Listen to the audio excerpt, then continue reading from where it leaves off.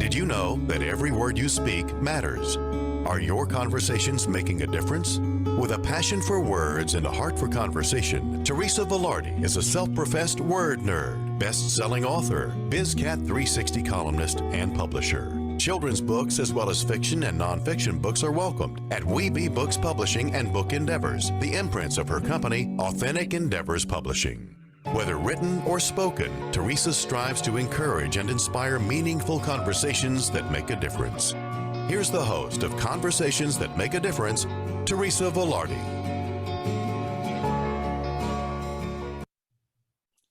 Hey everyone, and welcome to Conversations That Make a Difference. I am so grateful to be here today with my guest, Leann Rhodes. We're just gonna talk about how you can listen to this show on the regular. So we are live on the first and third Tuesday of the month at 5 p.m. Eastern time, and then you can listen to replays every Tuesday at 5 a.m. and 5 p.m. The call-in shows are usually live.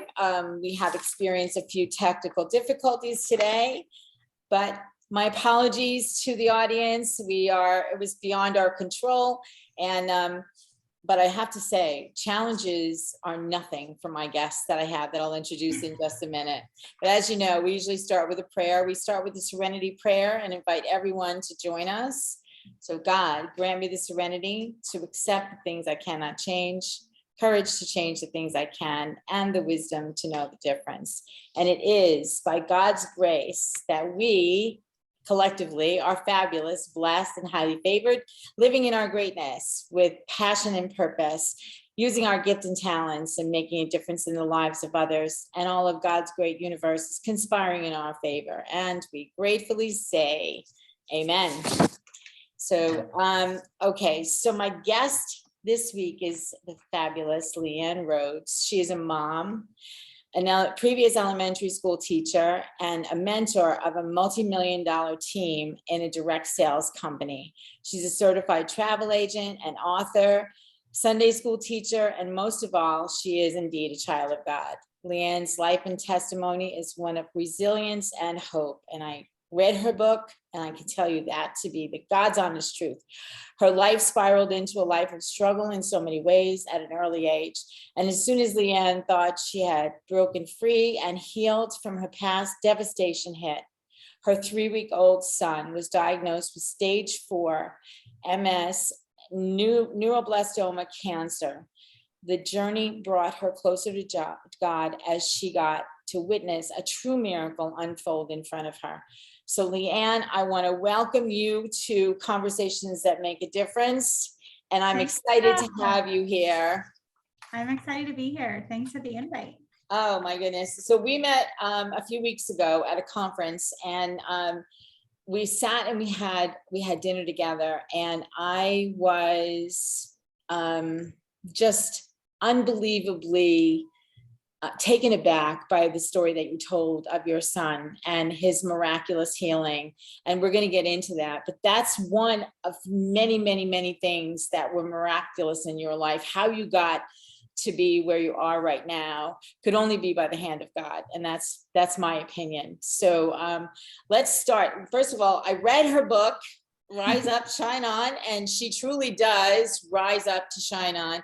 And her subtitle for this book is She Needed a Hero, so that's what she became. And you truly did become a hero, and you are a hero for many women. Let's talk about how that shows up in your life. Yeah. So your childhood was less than ideal.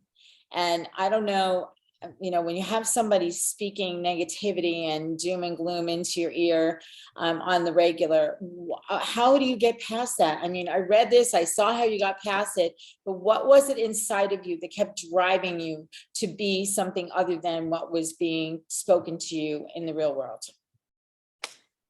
I just wanted more for myself. Some people can let their current situation, their circumstance, paralyze them, or people can use it for fuel to the fire. And to me, the negativity, I knew that I was better than what others thought of me. And I knew that I was destined for greatness and I could do whatever I put my mind to. Mm-hmm. So I just had to pour that positivity into myself and just have that attitude of, okay, watch me. And so everything that became of, you're not going to do this, you're not going to accomplish this, it just became of, okay, watch me, like challenge accepted, challenge accepted. Mm-hmm. And it just kept giving me the drive to make that next step, to say, haha, proved you wrong. But it proves myself right. So every step of I proved you wrong really just gave me more confidence to do the next thing, because I knew I could accomplish whatever I was telling myself I could accomplish, because your voice is the most important voice. I mean, you can have a million voices around you, but what are you listening to your voice? Mm-hmm. That's the most important. Yeah, the little whispers inside you that tell you you're better than this. I came to believe after I had my first experience, what I call my come to Jesus moment, and I heard those whispers inside me.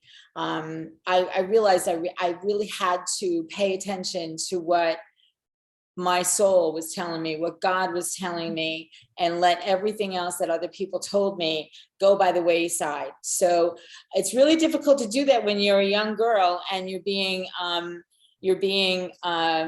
told all this negativity, and for sure that you're going to rise above this and you're going to rise up and indeed shine on.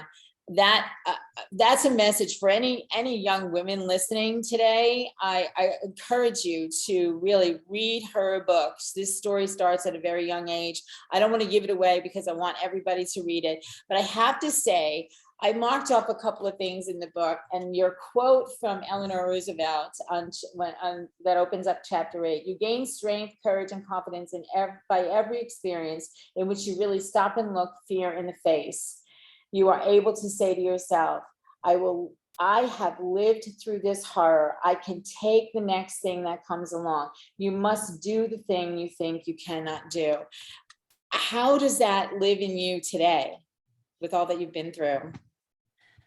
I'm such a quote girl and scripture girl. I mean, quotes and scriptures have always just breathed life into me. Some people love songs and some people, love just books. I am just a quote and scripture person. So I'm having a bad day, I'll just scroll through quotes and it just fills my soul. And so you don't have a choice. I mean, you get to a point where you're sick and tired of being sick and tired of, being surrounded by the negativity, or to hearing what others have to say, or, hearing all the naysayers. And you get to a point where you're like, I don't have a choice. I am going to make the next step forward. I'm going to put all my trust and all my eggs in one basket, as far as I'm going to trust God. Yeah. And, and it goes back to the little whispers, and the little whispers I always kept hearing was, do you trust me? And it was always a whisper from God. And when I think about it, I do, because when you look back over your life and you say, you know what, this is a hard situation, but you have survived 100% of the days you think you're not going to survive. Mm-hmm. And so that whisper you hear becomes more reality. Like, do you trust me? Yes, because you have gotten me through X, Y, and Z. Mm-hmm. So is it scary? 100%. But I've learned, looking back on every hardship, there's a purpose for every part of the pain in your journey. It doesn't go without a purpose behind it. So it almost gives you excitement when you can, say, I'm so nervous, when you switch that mindset to say, I'm so excited, even in the midst of turmoil, because you know that beyond the fear, you're going to taste that success, or you're going to taste the freedom of, I survived that. Yes. And then you're going to be able to see the whole light. And it's hard to see the whole light down the tunnel when you're in the middle of it. But when you switch that mindset of, I'm so scared, it automatically, puts the bad hormones and the bad feelings and the juju you get. But when you can switch it to say, I'm so excited to know what's going to come out of this. Yeah. It's a mind shift, and it takes practice. It really does. Absolutely. And, I had, I always love this courage is fear that said its prayers, so you end up going through whatever the circumstance is with that mindset that you just described. And that's where, for me, that's where I see that the courage comes from. And knowing that you always have God on your side because he is on your side, that brings it to another level so that you can get through whatever it is. It's funny that you said you're such a quote and scripture girl. I wrote down my scriptures for this conversation. I am such a quote and scripture girl too. That's one of the things that is common. So, and everybody has had their struggles. They may not have been as big as yours, and you've gone through some big stuff, and you have come through miraculously. For those of you who don't think that miracles happen in today's time and that they only happen in biblical times, think again. There's one sitting right before you here this afternoon. So, I know I always go to Jeremiah 29:11. I know the plans I have for you, plans to prosper you and not to harm you, plans to give you hope in a future. And that has played out in your life. Let's talk about some of the ways that that's played out in your life. You got involved with this company. You're a multi-million-dollar producer for this company, despite everything that you were being told. Imagine, for the listeners, imagine being told that you're not going to be anything. You're going to end up in jail. You're going to be a streetwalker or a drug addict or whatever, and that's what you're being fed on a daily basis. How would you live through that? Leann, you lived through all of that. And your strength and your courage is, when I finished reading this book this afternoon, I said, oh my God, I better bring my tissues because I don't know that I'm going to make it through this without a crying session here. So there's a lot of people in my world who need to hear that there is hope beyond the circumstances. How did hope get you through all the things you went through? When I was a child, I learned about Jesus from an early age, and I accepted him and had a relationship with him at an early age. But then over time, I felt that distance, probably when I became, a mom, when I was in my 20s, and not that I ever stopped believing in God, but I wasn't working on my personal relationship with him. And I started trying to do things my own way. And that's when a lot of the struggle and the hardship came in. And it wasn't until my second child, JP, when he was born and diagnosed with cancer, that I started going back to church because I just needed hope. I couldn't find it on my own. And I was in such a dark place saying, man, God, why me? And I don't deserve this. I've had this hard life. And it only takes sometimes one person in your life to basically say, put your big girl panties on. Like you need that one quarter sometimes. Yeah. And it's better than the pennies. And so that one quarter at that moment when I was having this sob story, she said, okay, I'll let you cry, but you got your mind shift wrong. Like it's, why not you? Why not you for the circumstance you're going through? Because you don't know what situation is going to come out of this, that you're going to need to be somebody else's survival guide. Yeah. That is going to need this in life. Mm-hmm. And you are in the perfect situation now that you've built this lifestyle where you can work from home and you can never have to leave that baby's side in the hospital. And you're not an elementary school teacher where you're writing how to write substitute plans and worry about your students. You can put all your energy and love into this little baby as he fights for his life. Why not you? Yeah. God chose you to be this boy's mom, and you don't know what situation that he's going to take this pain and put it to a purpose, and how dare you hold back that purpose because you don't want to be selected to go through the pain right now. And it was a great mind shift. I said, you know what, you're right. And I went to church that Sunday while my father-in-law sat in the hospital with my son. And, I just needed to get closer to God. I needed to hear a message. And the message that day was, sometimes we think all these bad things happen, to harm us. And, they're all from the devil. But what if God puts circumstances in your life where you have no other way to go but to him, to bring you back to him? And it made so much sense in that moment. I said, man, here I'm thinking, oh, this is straight from the devil. Like, what if the cancer really was from God? He already has a plan that he's going to use this testimony. He is going to cure my son, but he needed me to get back to the basics and put my trust back in him so that I could use this testimony to tell everybody what a powerful God we serve. Yeah. And it did. In that moment, I was talking to somebody after the service and I said, I just want somebody to tell me it's going to be okay. And he said, it's going to be okay. He's going to get through it. Does that make you feel better? And I said, no, not really. He said, exactly, because you don't believe it.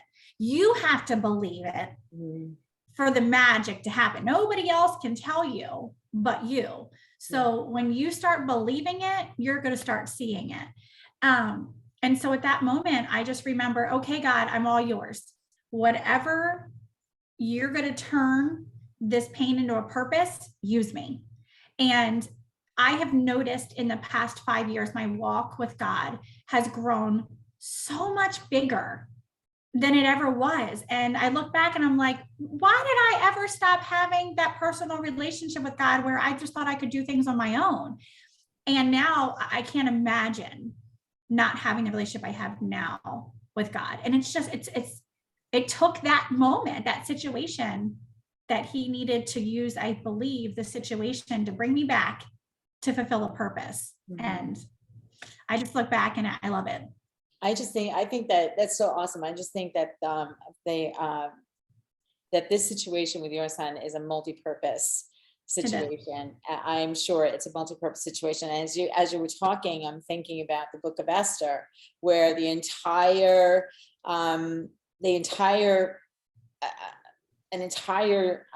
all the Jews were ready to be annihilated by the king and more Haman, and Mordecai brings to her attention, what if you were, and basically what it says is, what if you were born for such a time as this?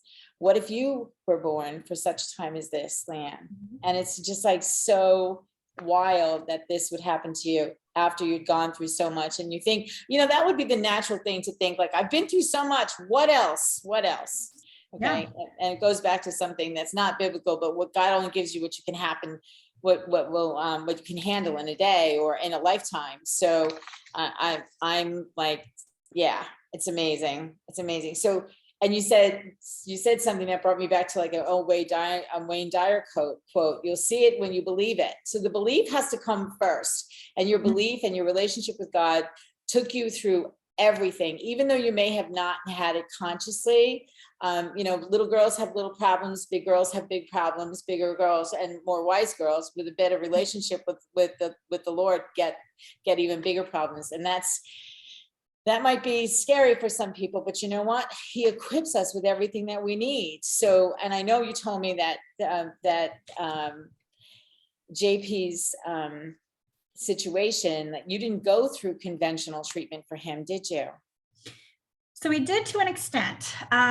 When he was first diagnosed, 2.5 weeks old, which today is to the exact day marks 4 years ago. It's so I saw that on your Facebook page. I was like, she didn't What tell me this. I went on your Facebook page earlier and I was like, oh my goodness, this was the exact day. The exact day. So 4 years ago today is when he was diagnosed, and they said, we need to get him in for surgery to put the port in his chest. He needs to get started with chemo. And I'm thinking, chemo on an infant? What? And I remember asking them, I don't remember a lot of emotions that day, but I do remember in that small room saying, if I agree for you to put this infant in surgery, to put a port in his chest and through his neck by his heart and pump this poison into an infant, is he going to survive this? And it was the longest pause. It felt like 20 years, but they said, well, we're always hopeful. And I was like, well, that's not enough for me. That's not enough. And it didn't feel good. And so they said, he's definitely going to need at least a year of treatment, probably a year and a half. We're going to start him now. Unfortunately, he'll be in here for the holidays. And so here I'm thinking, man, his first Thanksgiving, his first Christmas, like it was August this time 4 years ago. And I said, this is insane to me. I can't believe this is my life right now. And that's when I was still in a dark place and angry for a good week. And somebody had reached out to me on social media I have never met. And I had gotten so many messages. I mean, I was getting hundreds of messages, and I don't know why I remember opening that man's message or why I would have even opened it, but I did. And it was this long message, and it was about a holistic way to cut certain things out of your diet because I was breastfeeding. And so basically whatever I'm putting in my body is going to my infant, and what to start juicing and all these things. And I was like, this guy's lost his marbles. Like, what is he talking about? I mean, my baby's 2 weeks old. How am I juicing? And so my friend, the one quarter I told you I needed, my friend Dana, who was telling me like, why not you? She is all about holistic. And so I said, listen, this man, Nathan, he's trying to tell me all these things about juicing. And I said, I can't get out of my head though. As much as I think it's crazy, I can't stop thinking about it. And it's like a little whisper. And it's funny because when God wants you to hear something, it becomes a little louder and a little louder. And I couldn't stop thinking about it. And I said, I don't have the energy to figure it out. Like my brain capacity is to the max, but will you do it? Because I know you will do all the research. You'll listen to him. You'll tell me if this is something logical. She said, yeah, give me his number. And so she called him. She called me back and she said, hey, I'm shipping this $300 juicer to you. I said, a juicer? And she said, yeah, Leann, like the ingredients in it are known to kill cancer cells. And she said, here's what you have to do according to Nathan. You need to cut red meat and pork out of your diet. I said, no more cheeseburgers and steaks. And she's like, no. I said, oh, I don't know if I can do that. And she was like, it's going to save your son's life. You can do it. I said, okay, you're right. I can do this. And so she said, I want you on the way home from the hospital, you have a 2-day break, stop at my house first. We're going to juice together. I'm going to show you how to juice with this juicer and all these ingredients.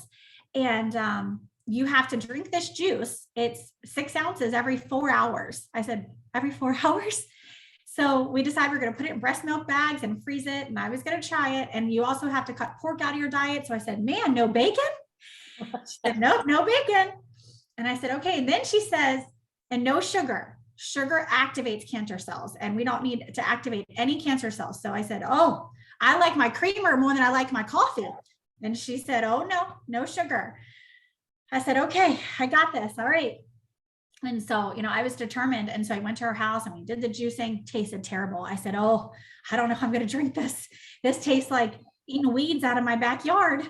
But then, I said, it felt good. It felt like I could contribute something to save his life. And so here they're pumping this poison into him. He's losing the peach fuzz so quick, like in his first week of chemo, his beautiful hair that I had grown with all that heartburn in my belly was falling out. And so I said, man, I'm going to keep juicing because I can't have him lose any more hair. I got to save this baby's life. And so, we would only get like 4-day breaks home from the hospital before we had to go back to Johns Hopkins for his next inpatient with chemo. And so it was a family affair. I mean, we would get all the ingredients for juice. And another testimony, I mean, there's so many things along the way. That juice to make all those bags for every 4 hours, 6 ounces, cost me like $500 a week just in the ingredients. And do you know, when I was nervous about finances during this, random checks would just show up in the mail and it would be enough to cover an entire week. It would just say, hey, we're following your story. Please use this for something. And I was like, wow, like God always provides. So I did the juicing. I would take a whole cooler full of this juice up to the hospital and freeze it and thaw it out every few hours and chug it down. And then Nathan told me to try CBD oil without the THC, put it under my tongue, put it under my baby's. The hospital told me basically they thought I think was a lunatic. And so I kept juicing though. And, they would smile and I said, watch, he's not going to be in here for Thanksgiving and Christmas. And I remember the doctor saying, honey, I wish I could tell you that. That's just not realistic. He needs a year and a half of treatment, but he's going to beat this. He's going to be running in the backyard one day. And I said, no, I'm telling you, he's not going to be in here. I feel it. I feel it with every vibe of my body. And I just kept hearing this whisper. And so I'm sure in their mind, they were like, this woman's lost all of her marbles, but we're going to let her believe. And so he had his first round of scans, and I faithfully did that juice every 4 hours, did the CBD every day.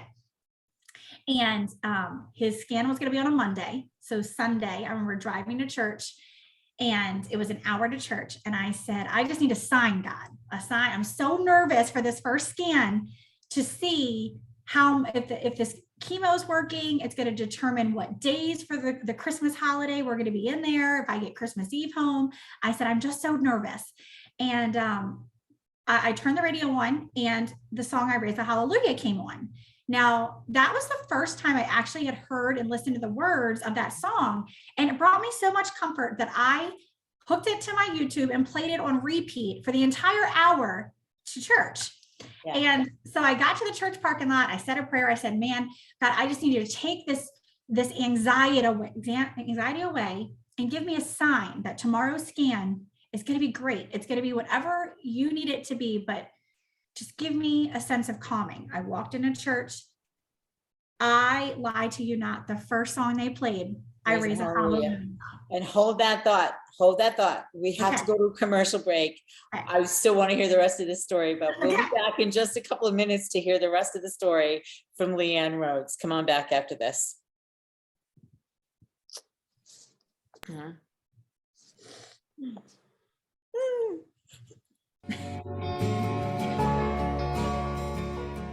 What if dreams can diagnose your life? What if we can meet the love of our life in dreams? Join host Kat O'Keefe Canavas, the #1 internationally best-selling author of Dreams That Can Save Your Life, written with Duke University medical doctor Larry Burke. Dreaming Healing is where we'll explore dreams, research, and interpret dreams from you, the caller. Dreaming Healing shows can be heard every Tuesday at 9 a.m. and 9 p.m. Eastern, with live shows on the first and third evenings at 9 p.m. Eastern, 6 p.m. Pacific Time on syndicated Dreamvisions 7 Radio Network.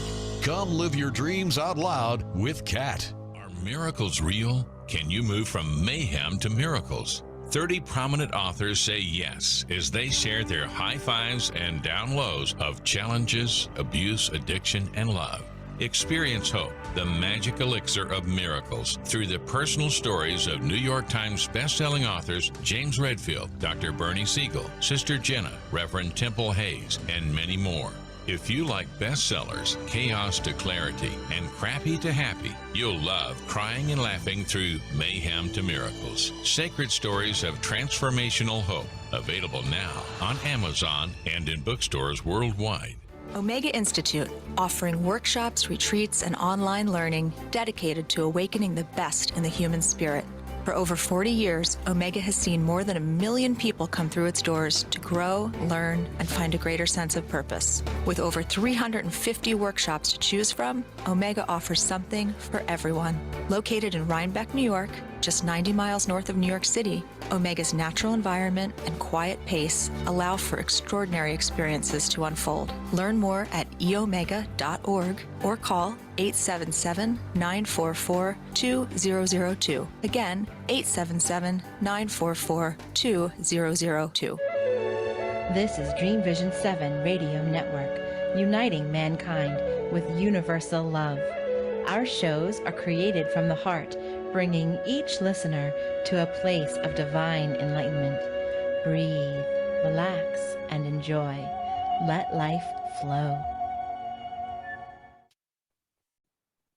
Welcome back to Conversations That Make a Difference. We're in the middle of a great conversation with Leann Rhodes. And so just to bring you back up to speed, if you're just coming here, so you were in the car, Raise a Hallelujah was on repeat, and you kept playing it over and over again. You walk into church looking for a message from God. First song that comes on is I'll Raise a Hallelujah. What happens next? And so then the message, the sermon that day that was preached, and I don't remember the entire sermon, but the gist of it was nothing in life is a coincidence. And so, and talking about how when we meet somebody, and it made me think about Nathan, who's the social media guy who told me about the juicing and the CBD. and the people, the places, the situations in your life, the whispers, nothing's a coincidence. God already knows everything. He's already connecting all the dots for his perfect plan. And so when you think, oh, that's just a coincidence, it's not. There are always messages from God, but are you listening? Mm-hmm. And so it was such a great message. And I ended up going out to a lunch with my friend after church, and we left her car in the parking lot. I went up the street, and mind you, our church was on a very busy, it's right by a highway. I mean, it's an industrial park that the church was, that I was attending at the time. And so it's not woodsy. And I tell you this for a reason coming up. What happened was a coincidence, but it wasn't. And so we went to dinner, lunch dinner. And so when we came back to take her to her car, in the middle of the parking lot were these 4 deer. It looks like a mama deer, a daddy deer, and like 2 baby deers. And I started bawling. And the reason this was because I had had many miscarriages leading up to JP. And the one friend, my friend Dana, that I was telling you about that one quarter, when I was so nervous in the beginning of my pregnancy, she was driving through Annapolis, and in the middle of this busy road, here comes a deer. And then her babies follow her in the middle of this busy Annapolis area. And she calls me because I had just finished talking to her how nervous I was with this pregnancy. I don't want to lose this baby. And she called me right back. She said, Leann, I just hung up and this whole family of deer comes by. That's your sign. Like, that's the mama, daddy, and babies. Like, and there's 2 babies. That's your sign. Everything's going to be fine. So the whole pregnancy, it brought me comfort with deer so much that I had like a deer candle, and deers was just my sign that brought me comfort.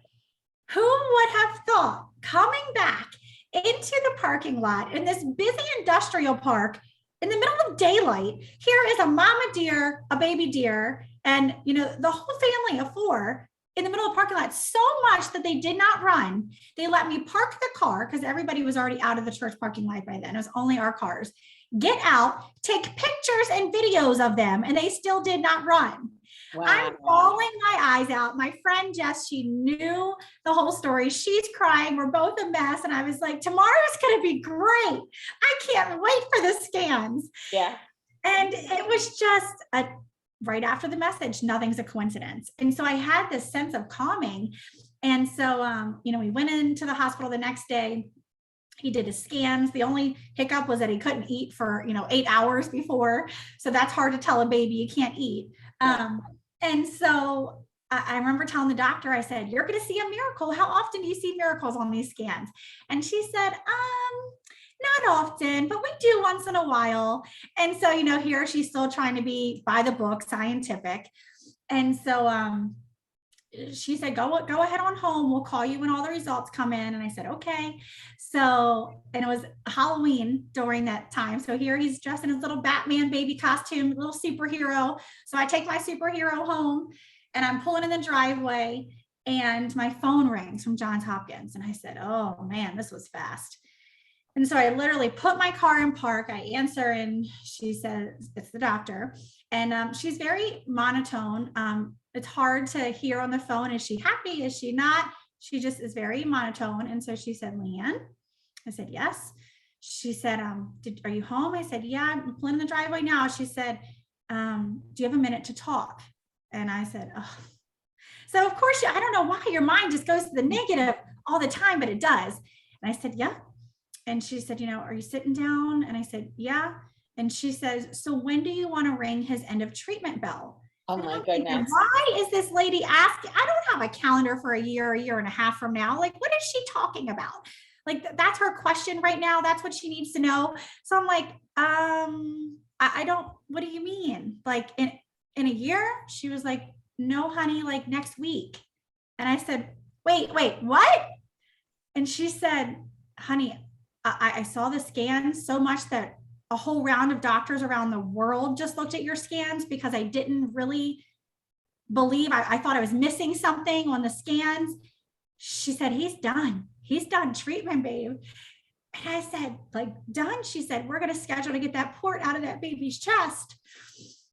And I said, okay. And then she said, he's going to ring his bell. He's done his treatment. And I said, it's October.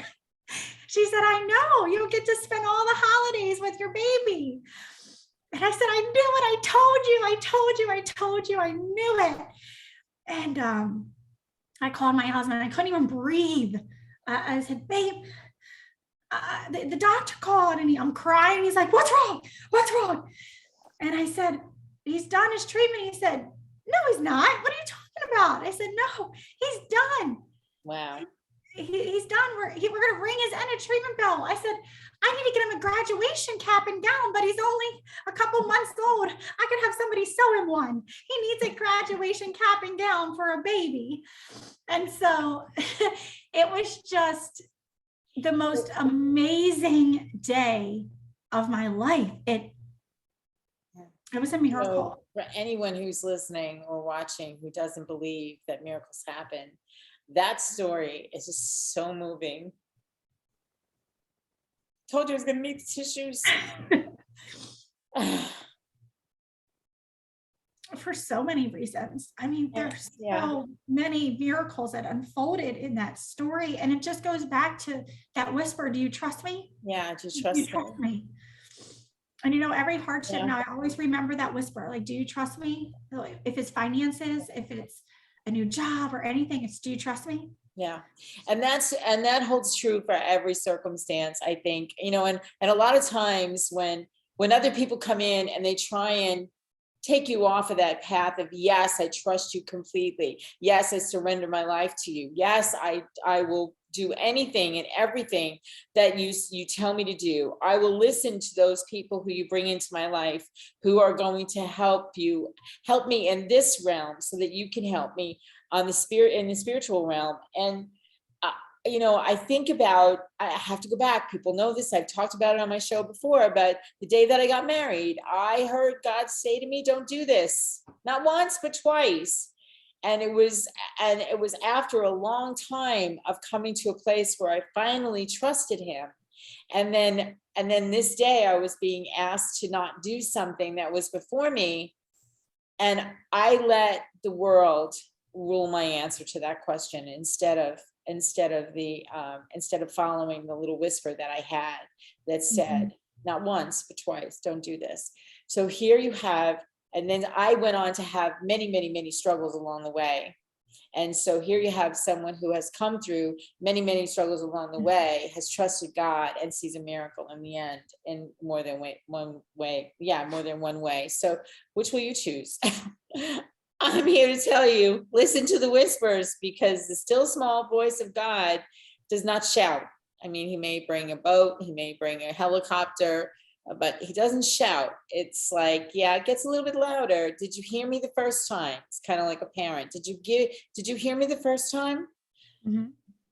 Make sure that you hear. I have a question here for you. I've read and reread Bible prophecies sending people to a certain river for healings. When God when Jesus tells the leper to go bathe in the river. Do you believe it's really about doing things exactly as God speaks? I mean, could I replace juice with whatever, like with milk? Or is it really that important to be exact? Or is it good enough to come close? How do you answer? I say do as you're told, because this. Yeah, I think it's do as you're told. And, if you're doing the research, God already has everything here on earth for us. Yes. I mean, there's a purpose for every plant, for everything that's already here on earth. And why go from that? If there's a reason that something's being brought to you, why try to do it your own way? Because then you're really not saying, I trust you fully. You say, I trust you a little, but I'm going to do this. There's always that but. And when you add that but in, I feel like you're asking for a disaster. Yeah. I don't think God appreciates the but. So on the back of that question, here comes another one. I keep hearing a voice that says, stop eating cheese. Could this be God telling me something? I would say, yeah. Absolutely. If you keep thinking about it, there's a reason you're thinking about it. Yeah, exactly. Yeah. Exactly. And then they're asking about ingredients, like what are some of the ingredients that had it? And so my experience with juicing, there was a time in my life where I was juicing every day. And there's a guy, his name is, what's his name? And he's called he has books out about miracle juicing being a miracle. I can't remember. I know who you're talking about. You know what I'm talking about? His book. So, and then some of them, I find that as the body releases all the toxins from other things that that we put into our body, that the good, healthy things that we put in don't taste as bad as they did when we first tried them. Was that your experience as you did these? Yeah, absolutely. I almost started like craving it because you're replacing the bad toxins and the things in your body with what your body really needs. And I had energy. I mean, there was nights I was only getting a couple hours of sleep at Johns Hopkins, and people were like, "How do you have energy?" I'm like, "I don't know. I just do." I just do. Yeah. Yes, somebody calling in, Teresa. Okay, so we have a caller on the line. You have a question for Leann? Actually, it's not a question. It's Deborah. Hi, Deborah. Hi. And I just wanted to say thank you for sharing your journey, because it's amazing, Leann. And you listened, and it's very moving. And I just want to thank you. Oh, thank you. Thank you. I told you we need tissues. I know. And it's funny. So the next miracle that came out of that was they took the chemo port out of his chest that next week. And I said, "So is he considered NED now? No evidence of disease?" And the doctors say, "Well, there's just a couple little spots that are going away." So she said, "Keep juicing." That's what she tells me. Keep juicing. Funny. That's, you guys were thinking I lost my marbles. And then she said, "Those are going to go away on its own. We talked to all the doctors around the world. They're already dissipating." She said, "However, there is a tumor behind his heart that eventually, it's dead now. It's not growing anymore, but eventually it'll just stop growing. And so it'll be small, but it'll still be there. So he'll never be able to be considered NED, no evidence of disease, because there will be evidence with the dead tumor behind his heart." So I kept praying on it, and I said, "Okay." And so Nathan said, "Keep using that CBD. It shrinks tumors, Leann." And so I kept using it. So even after his port was out and he rang his end of treatment bell, the next scan, which was his first birthday, they said, "Leann, again, we just got his results back. He is NED. There is no tumor behind his heart. It is completely gone. There is not one spot of anything on his liver or anything. The juicing worked. So whatever else you're doing, keep doing and tell other moms." And so it was like a back to back. It was like, "Oh, I'm not done." God's like, "I'm not done. Keep obeying." And I did. And I breastfed that entire next year. People are like, "Are you going to stop breastfeeding now?" No. "Are you going to stop juicing?" No. And it's funny because my son loves salads, loves the ingredients in the juice. And it's just so funny that somebody so small, will sit there, and when I pack him a lunch, he'd rather have a salad in his lunch than chicken nuggets or a sandwich. Yeah. So, and it's a matter of what the body gets used to. Kids that are born, does he drink the juice on his own now? He will drink the juice. We have added that back in our diet, the bacon, the pork, things like that, because he doesn't have any active cancer cells in his body. But I will tell you, I notice a big difference when I remove them from my diet. So if ever I want to feel better, I know exactly what I need to do. Yeah. But yeah, when we go to like a juice bar and I get like a kale smoothie, he will drink every drop of it. Wow. Yeah. Wow. What an amazing story. I can't even, most people can't wrap their head around this. So they wanted to do like 2 years of treatment, and he was cured in how long? He was no evidence of disease in how long? 88 days. He finished his cancer, 88 days. And that was from the time that we started to the time he rang his bell, 88 days. And then on his follow-up scans, there was nothing. He was officially NED. Oh, that's so awesome. That's so awesome. Yeah. What And he what celebrated a his 4th miracle. birthday, and he's great and he's healthy and full of life and doesn't have any side effects. I'm watching friends now go through with their kids with the cancer, and it breaks my heart because even their first round of chemo, they've already lost some of their hearing.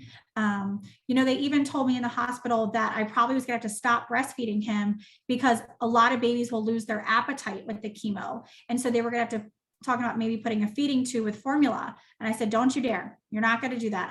I have everything that I will supply to him through my breast milk. And they were like, well, if he stops eating and losing weight, we'll have to do it. So they were weighing his diapers to see if, he wasn't getting enough fluids in him. Not one time, when every other person I have known to go through this journey, they have lost their appetite. They have needed a feeding tube. They have had side effects, hearing loss and things like that, and tooth decay, nothing. He never lost his appetite. Wow. He never had to have the feeding tube, and he gets tested all the time. And knock on wood, the only side effect he has is he's a little nerve damage on his face, which just means it's called Harlequin syndrome. Half of his face will get red when he's outside. It doesn't hurt him. It's literally just half his face is red. But I'm like, you know what? Everybody's going to know that you are a walking miracle of God when they see you hide outside. You have a story just when they look at your face. Yes. Wow. I can't tell you how unbelievably hopeful I feel for people who have children who have cancer. That all these children's hospitals and whatnot, most of them subscribe to Western medicine, pharmaceutical drugs, things that are outside of what God has provided on this earth. To hear this story where you are living proof, you and JP are living proof that he fully provides for us everything, regardless of the circumstances, regardless of the needs, the physical needs. He provides for every circumstance. And it's just amazing to me. And, and so of course the scriptures that I wrote down today is, with God, all things are possible. All things are possible. And it truly is possible for us to have really amazing lives, because that's what he promises us, abundant lives, regardless of whether, and abundance is not just about finances, guys, although we're going to talk about some of that with you in just a minute, because I know that you have been instrumental in having a lot of women who are living better lives because of what you do as an entrepreneur. And before we go to break, which is going to be probably in just about 1 minute, I just want to ask you, just from what I know about your entrepreneurial skills and whatnot, I'm going to ask you this question. It's probably a silly question. Do you go out and speak about your experience with JP? Are you part of some sort of a group of women who are leading the way for homeopathic treatment, healthy healing? No, but I would love to. That would be my life's passion to tell. So I do have a lot of people that'll reach out when their child is diagnosed, and I always write them a book and a message, and I send them a book for free. But if I could get in front of people and just tell them there's another way and tell his story, it would fulfill my life's passion. Wow. Well, you're telling your story to a lot of people right now. So, with the help of the internet, with the help of the radio, with the help of the podcasts that we are a part of, this will be heard by a lot of people. So for those of you who are listening, if you're facing a situation, circumstances like this, I'm going to ask Leann in a minute to tell you how you can get in touch with her. And if you're someone who is in the medical field, the holistic medical field, who can really learn from Leann's story, please reach out to her. How can people reach out to you? So you can email me. It's riseupshineon@gmail.com. That is going to be the easiest way. If you would like to get in contact with me, my books are on Amazon. It's Rise Up, Shine On, and then Just Prevail. So if you want to read the whole story, there they are. Just Prevail. Absolutely. Excellent reading. We're going to go to a break. When we come back, I have another question for you about smoothies. Okay. So let's see what you have to say about this. Okay. We'll be right back. What is the next question? Darkest hours to brightest moments, transformation from despair to happiness, and chaos to clarity. Real people, real pain, real healing. Life-threatening illness, death, abusive relationships, divorce, and overcoming addiction are challenges these men and women faced head-on. See how they emerged stronger and happier. Buy the new book, Chaos to Clarity, Sacred Stories of Transformational Change by Reverend Patricia Caginello and Kathleen O'Keefe Canavas. Available on sacredstoriespublishing.com and worldwide through Amazon and other retailers. In a world facing annihilation, a miraculous African nun rises to become the first female pope through a web of war, murder, and betrayal. Loved by some, hated by many, she becomes the deadly target of Islamic terrorists and her own cardinals as she introduces a new vision that will either save humanity or accelerate its destruction. 4 people must race against a nuclear holocaust to learn her astonishing secret. Pope Annalisa is available at petercanova.com, Amazon, and other online booksellers and bookstores worldwide. Did you know that every word you speak matters? What you say and how you say it can make or break a relationship or shift the outcome of any situation. Are your conversations making a difference?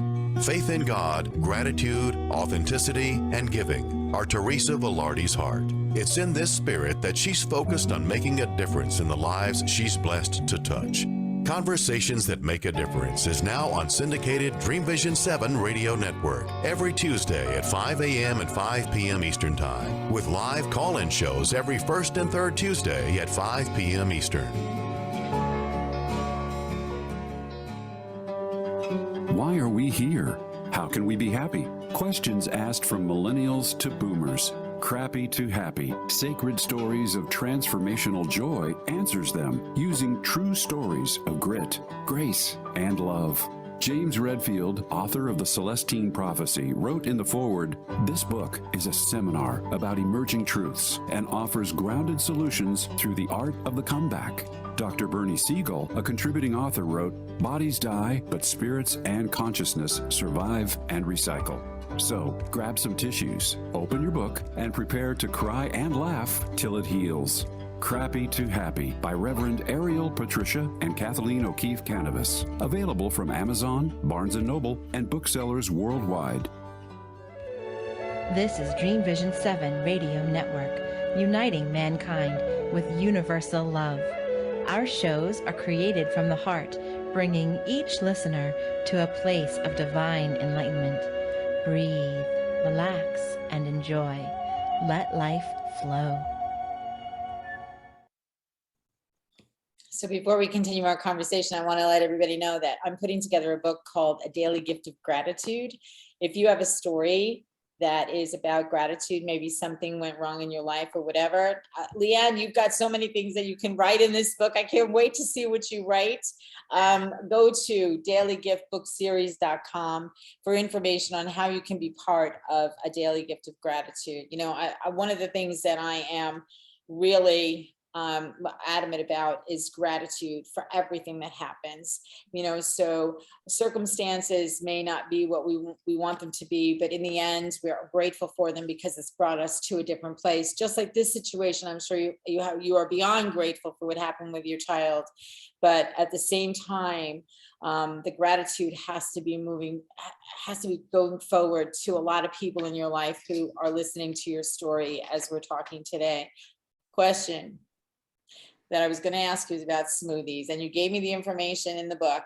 So the question was, I have a favorite smoothie place. My favorite is fruit-based. Did you mostly do fruit juices or vegetables? Vegetables. There is one of the key ingredients in the juicing, if you're cleansing the blood and cleansing cancer cells, is wheatgrass. That's one of the really, really important ones. A lot of smoothie places actually don't have the wheatgrass, but if you're going to make it on your own, go to a holistic store. They usually are in the frozen section, and they almost look like Freezy Pops. And you just put them in your juice. So the wheatgrass, that's the ingredient that doesn't taste that great, but it's packed with what you need it to be. Yeah. So. We have about 7 minutes left. Somebody has a question for me. Have you experienced healings from church healers or a miracle that you can say was God? My life is a miracle because I should have died at the hands of someone and I didn't. And I begged for my life for the sake of my son. And I asked God to save me from this circumstance, that I would use my life to somehow, I would use my life for good. And I believe that I do that on a daily basis, so, and he's giving me way, he's putting me in situations where basically saying, okay, prove it. Okay, let me see what you got this time. I shared earlier that I met you at a retreat, and that was one of the first places where I actually had as much to do with the teaching portion of that as I ever have. I'm forever like in the word and I take note of everything that hits me. When something strikes you, I don't know if this is true for you, but when something strikes you like, oh, I'm going to need this, I write it down. And somehow, some way, when it's actually needed for the person I'm talking to, it comes to mind. Do you have that experience? Oh yeah. All the time. Yeah, all the time. So, you have on your Facebook page, your banner says, be a woman of grit, walking in grace. I love that. How does that, is that really who Leann is? It is, I'm always working, always helping, always trying to level up to be better than I was yesterday, but also just walking in grace too, to give yourself grace, give other people grace. You don't know what people's stories are, to be kind, to be humble. I think to be attractive to other people, and people want your energy, you need both of those. You need a good combination of both of those to be able to show other people what's possible. I totally agree with you. And it's evident in your life. So tell me a little bit about, you lead a team of women who are all making a difference in the lives of other women. And you are financially being rewarded for that. But it's for some reason, I'm thinking it's not about the money, it's about the message, right? It is. So we have a nonprofit, Patty Brisman Foundation, and it's through a company called Pure Romance. And what we do is we educate and empower women we educate them about sexual wellness. And it's to other people, it can be a very taboo topic, but really nobody's talking about it. Nobody's talking about, the way you feel after cancer treatments, when women have, hysterectomies or their breast taking off and they don't feel beautiful. The women who have endometriosis and their, vaginal dryness. So we educate women on the research with the vaginal health. And we have many doctors that our company educates us with and puts in front of us, that tells us all the things that we need to be able to help other women, because people don't talk to their doctors about it. They don't want to have conversations because whether they're embarrassed or they think, they're worried about what others think. We give women a safe space for that. And we have a safe space, and we do in-home parties, and they're tasteful, and we present the products that help them to open up lines of communication. And the women that come in, because they shop confidentially, they get to ask whatever they need to ask to me on a one-on-one basis. And the women that come in, the women who have been sexually assaulted, and they said, I want to be open with my husband, but this traumatic event holds me back from this, and this. And we're allowed to have that communication with them and have products that help open that line of communication, that helps them tear down the walls to be able to forgive, heal that trigger, and have a healthy relationship with their spouse. So, it's so many avenues that we do. Yeah. And the women that I've met and the lives that I've changed, that I hear women tell me, thank goodness for you. Why doesn't everybody understand what you're doing in the lives of women, it would just change so many more lives. So Absolutely. I love what I do. Absolutely. Yeah, it's awesome, especially for women who have had, as you say, cancer or had to undergo mastectomies or whatever. I know my sister had breast cancer. I know I have people in my life who have had breast cancer and other cancers that affect them, in this area. And you said forgiveness. I want to touch on forgiveness real fast. Yeah. You have a quote in here that says, I forgive people, but that doesn't mean I accept their behavior or trust them. I forgive them for me so I can go and move on with my life. And I think that's the purpose of forgiveness, and having a conversation with someone about this particular topic and whether or not it takes action to forgive. What's your opinion on that, real quick, because we only have 1 minute? On forgiveness, it's for you. It's 100% for you. And the moment that you can realize that you're not accepting the behavior, but you are accepting it, setting a boundary that allows you to be in a healthy space, you're going to find the freedom. Yes. I mean, the freedom that comes from that, it's worth doing the inner work and the hard work to be able to forgive, so you're the healthier person. Yeah. And it's not just about forgiving somebody else. It's also about forgiving yourself in a lot of circumstances. So that might be the next topic we do. I hope you will come back to Conversations That Make a Difference. We'd love to know the progress. And you can find both of Leann's books on Amazon, Rise Up and Shine On and Just Prevail. The beginning of this is In the Middle of the Storm, Just Prevail. So the links will be on the website. And I am so grateful, Leann. Thank you so much for being part of Conversations That Make a Difference. And I hope you will come back again.